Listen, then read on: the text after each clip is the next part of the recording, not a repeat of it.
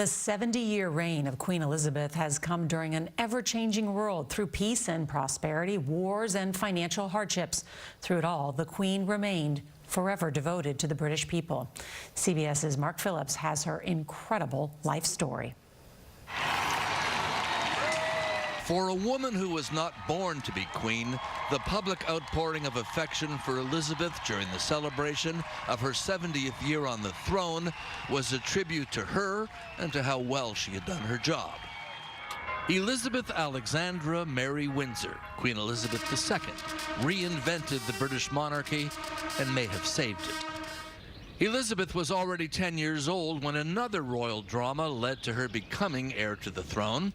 In 1936, her uncle, Edward VIII, abdicated to marry the American divorcee Wallis Simpson, and the royal line shifted to her father, George VI, and so to her.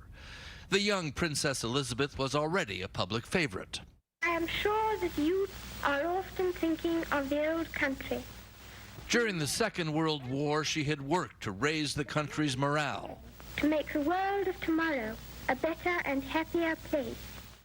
And she had also served as a volunteer in the war effort.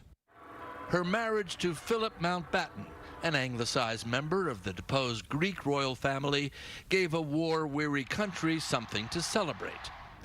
And the children the marriage produced, first Charles and then Anne, secured the future. Elizabeth's coronation in 1953 was the first ever to be televised, and it began a reign with a singular purpose.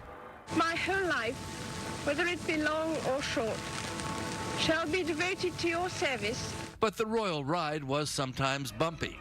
The stability and continuity the monarchy was supposed to provide began to look shaky as one by one the royal marriages broke down around her. Her sister Margaret's, her daughter Anne's, her son Andrew's. They all ended in awkward divorces.